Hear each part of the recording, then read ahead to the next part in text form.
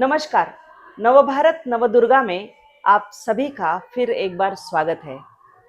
नवरात्रि के इस पावन पर्व पर हम महिला शक्ति से आपका परिचय करा रहे हैं। हमारे साथ आज है पुणे के महालक्ष्मी मंदिर ट्रस्ट की अमिता भाभी अमिता भाभी अग्रवाल जी, जिनको मैं कई सालों से यहाँ देखती हूँ कि ये नवरात्रि का जब महोत्सव होता है तो अमिता भाभी वहाँ मंदिर में दिखती है। अमिता भाभी, आपका नवभारत में बहुत बहुत स्वागत है। नमस्कार। जय माता दी। जय माता दी। तो आप बताइए कि कब से आपका इस देवी के साथ रिश्ता जुड़ा? आपका मायका कहाँ का था और अब जब ससुराल आई तब भी इस मंदिर से रिश्ता जुड़ा? मेरा मायका अहमदाबाद का है। मेरी शादी हुई और मैं शादी होके पुणे आई। उस वक्त हमारे घर में हम तीन ही थे, मेरे हस्बैंड, मैं और मेरे सासू जी। तब ये मंदिर निर्माण चल रहा था मंदिर का, और ये मंदिर बनने में मेरे ससुर जी ने चालू किया था 72 में और इसकी प्राण प्रतिष्ठा हुई 84 में। तो 12 साल ये मंदिर बनने में लगा, क्योंकि ये मार्बल पूरा यहाँ रॉ मार्बल आया। 25-30 कारीगर यहाँ पे, ये सारी जो मूर्तियाँ हैं साइड में, जो वास्तुशिल्प है, वो सब यहीं पे कारीगरी हुई है। और मेरी शादी हुई 79 में, 84 में प्राण प्रतिष्ठा हुई, और तब से मैं मंदिर से जुड़ी हुई हूँ। पहले मेरे सासू जी थे, वो देखते थे। उन्होंने मुझे सब सिखाया कि कैसे मंदिर संभालना चाहिए, कैसे धर्म का काम करना चाहिए, कैसे सामाजिक काम करना चाहिए। उन्हीं के शिक्षा, उनके हाथ के नीचे मैं धीरे धीरे ये सब सीख। यानी ये देवी माँ की जो प्राण प्रतिष्ठा हुई उससे पहले से आप ये मंदिर का जो एक एक नींव का पत्थर रखा जा रहा था, तब से आप इसके साथ हो? तब से नहीं हूँ, मेरी शादी 79 में हाँ, हुई। मतलब लेकिन 72 से हाँ, शुरू हो गया था 72 से काम। मंदिर चालू हुआ, लेकिन जब निर्माण हो रहा था तो मैं तो आप हमेशा आ गई थी परिवार आती में। थी। हाँ, परिवार में आ गई थी, और 4-5 साल मैंने ये सब देखा कि कैसे ये मंदिर बन रहा है। जब नवरात्रि का जो महोत्सव मनाया जाता है, मतलब साल भर तो देवी माँ की पूजा अर्चना सब चलती रहती है, लेकिन नवरात्रि का महोत्सव जो होता है वो बहुत खास होता है। यहाँ पर लाखों श्रद्धालु यहाँ पर आते हैं। कार्यक्रम तरह तरह के होते हैं। वो क्या क्या होते हैं और उसमें समय समय पर कैसे बदलाव आए, ये जरा बताइएगा। पहले ये मंदिर, लोगों का मानना था कि ये जैन मंदिर है, एक प्राइवेट मंदिर है, तो लोग कम जुड़े थे। लेकिन धीरे धीरे प्रोग्राम सभी होते थे, नवरात्रि भी मनाई जाती थी, लेकिन सूक्ष्म रूप में मनाई जाती थी।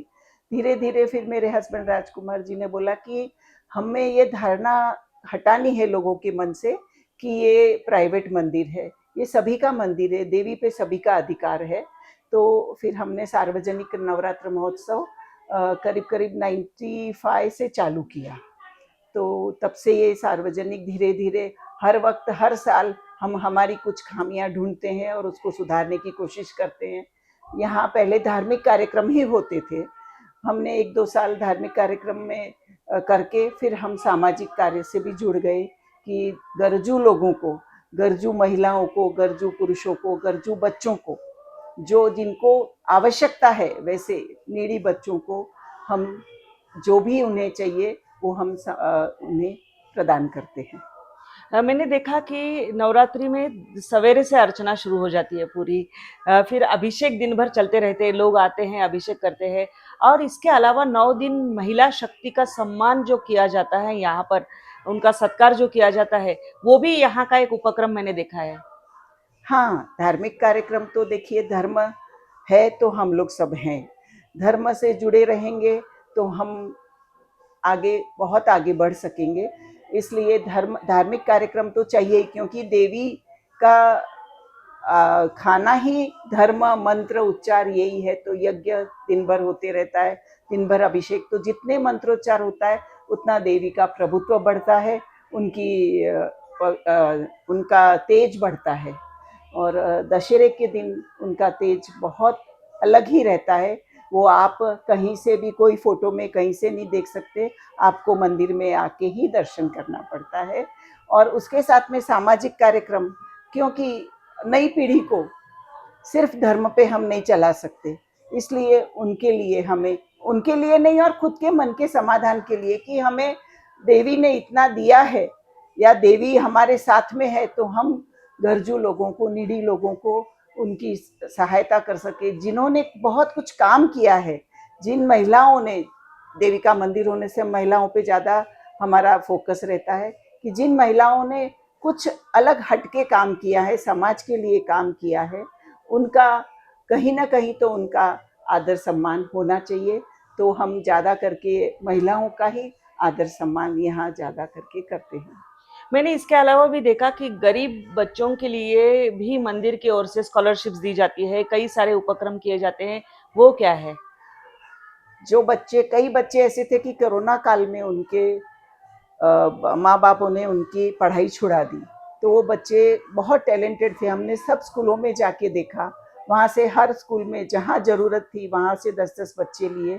5th से 10th तक हम उनको स्कॉलरशिप देते हैं। तो वो बच्चे वापस स्कूल आने लग गए, जो साल भर स्कूल नहीं आए थे, उनकी फीस भरने से वो वापस स्कूल आके और अब बहुत अच्छे से पढ़ रहे हैं।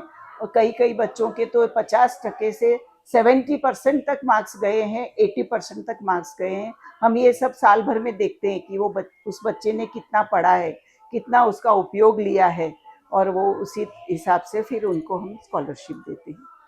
देवी माँ से आप इतने साल से यहाँ पे सेवा दे रही है, क्या मांगती है आप देवी माँ से? माँ से यही मांगती हूँ कि सदा हम बहुत भाग्यशाली हैं कि हमको आपकी सेवा करने का मौका मिल रहा है। नहीं तो कई लोग लाइनों में घंटे घंटे खड़े होके 2 मिनट के दर्शन के लिए घंटों खड़े रहते हैं। हम इतने भाग्यशाली हैं कि हमारे से सेवा ले रही है वो। यही मांगना है कि ऐसे ही सेवा लेती रहे और ऐसे ही हम पर अपनी कृपा दृष्टि बनाए रखे।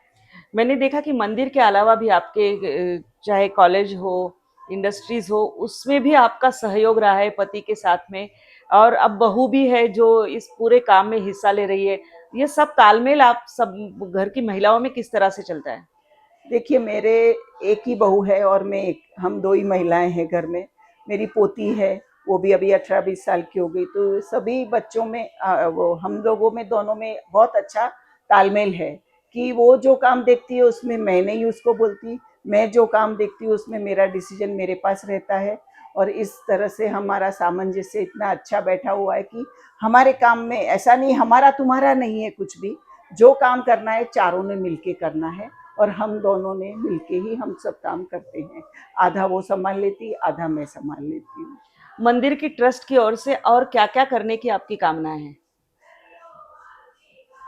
कामना तो, इच्छा तो बहुत कुछ है। देवी माँ की इच्छा से अगर ऐसा हो कि हमारे देवी माँ के यहाँ से कोई खाली झोली नहीं जाए, सबकी झोलियाँ भर के भेजे और हमें इस काबिल बनाए कि हम उनको हेल्प कर सकें, देवी माँ के जरिए हम उन तक सेवा पहुँचा सकें। और बहुत इच्छा तो बहुत है कि एक आधा ऑर्फनेज होना नहीं चाहिए, कोई अनाथ नहीं हो, लेकिन होता ही है।